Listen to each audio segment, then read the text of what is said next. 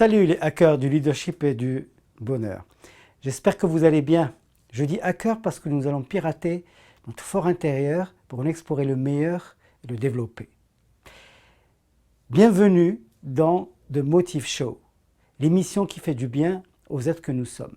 L'épisode d'aujourd'hui, c'est le stress qui me sauve la vie. Qu'est-ce que le stress en réalité? Le stress, en fait, c'est des réactions physiques et physiologiques de notre corps suite à des stimuli ou des choses qui nous arrivent. Par exemple, quand on doit préparer quelque chose d'important ou quand on est à la veille d'un examen ou quand on doit se mettre en scène, par exemple, pour les artistes, etc.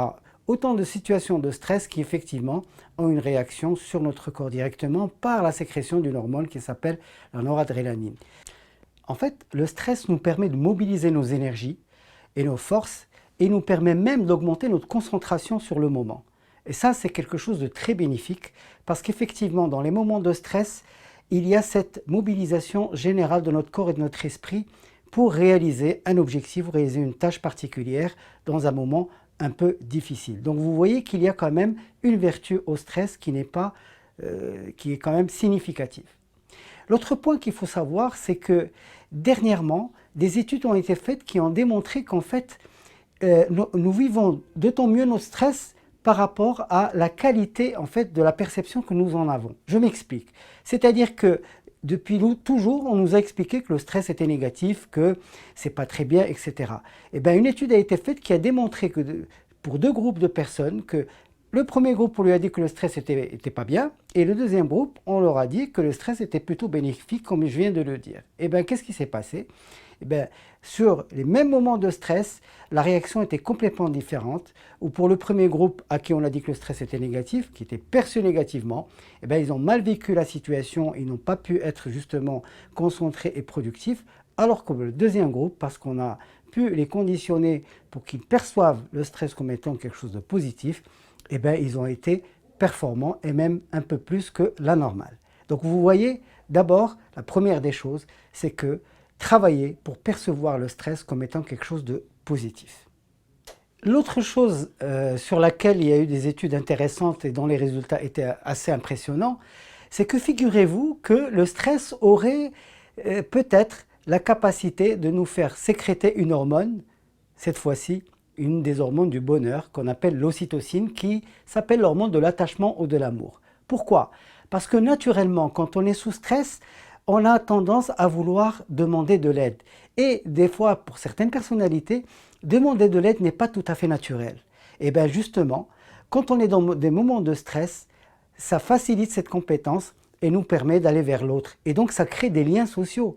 Bizarrement, regardez que le stress pourrait nous aider à améliorer justement notre capacité à aller vers l'autre et demander de l'aide. Il est quand même à rappeler qu'il y a une différence fondamentale entre le stress d'un côté et l'angoisse, l'anxiété, toutes ces choses-là, la peur vraiment pathologique, etc. Non, le stress, ce n'est pas non plus le burn-out et ce n'est pas non plus la dépression. Par contre, quand il est dur et que les phénomènes de stress durs, ils sont négatifs, là, par contre, ça peut avoir des conséquences négatives. Maintenant, voyons comment justement on pourrait, malgré tout, atténuer les effets du stress pour qu'on puisse être justement à l'aise au moment venu pour faire la performance qu'on doit faire ou pour réaliser la tâche ou atteindre l'objectif qu'on veut atteindre. Premièrement, il est très important, et vous allez l'entendre souvent dans tous les domaines du développement personnel, c'est d'abord la respiration. Et d'ailleurs, un des épisodes va être consacré sur l'art de la respiration. Nous avons l'impression que nous respirons bien, et bien justement, on peut apprendre à mieux respirer pour mieux justement se détendre et recouvrer le maximum de nos moyens et notre potentiel le plus important. La respiration, c'est quelque chose d'extrêmement important. Il y a d'ailleurs des disciplines dédiées à la respiration. Il y a plusieurs justement disciplines qui sont liées au yoga, etc., qui nous permettent d'avoir des respirations sur des courtes durées. Vous savez, si vous respirez pendant 2-3 minutes profondément en étant très conscient de votre respiration, ça va extrêmement vous détendre. Essayez-le, ça marche très très bien. La deuxième chose, c'est, s'il vous plaît, faites-vous confiance. parce que très souvent, à ces moments-là, même si on est prêt, même si on a tout fait pour être justement au starting block, eh ben, on a nos pensées négatives qui reviennent et qui nous disent que tu ne vas pas pouvoir y aller. Et je suis sûr que la plupart d'entre nous, dès qu'on chasse cette pensée négative, tout revient. Et d'ailleurs, comme on dit toujours, si on programme notre subconscient correctement, eh bien, on arrive à chasser nos pensées négatives très rapidement. Donc attention à ce petit diablotin qui vient nous dire tout de suite que tu ne vas pas y arriver, et sachez que c'est juste une pensée et rien d'autre. Une pensée n'est pas réelle. La réalité, c'est que vous êtes tout à fait prêt et vous avez déjà fait vos preuves auparavant pour réaliser la même tâche, et même si vous faites quelque chose de nouveau, eh bien, ce sera l'occasion d'inaugurer une nouvelle performance. Troisième point, est très important, comme je l'ai déjà dit, ne diabolisez pas le stress. Dites-vous que ce stress-là, il est bénéfique pour vous. Dites-vous que le stress va générer en moi un maximum de concentration et de mobilisation de tous mes moyens. Donc justement, travaillez sur une perception positive du stress et arrêtez de le diaboliser, parce qu'il a été diabolisé pendant longtemps et la réalité, c'est que vous ne devez pas le diaboliser.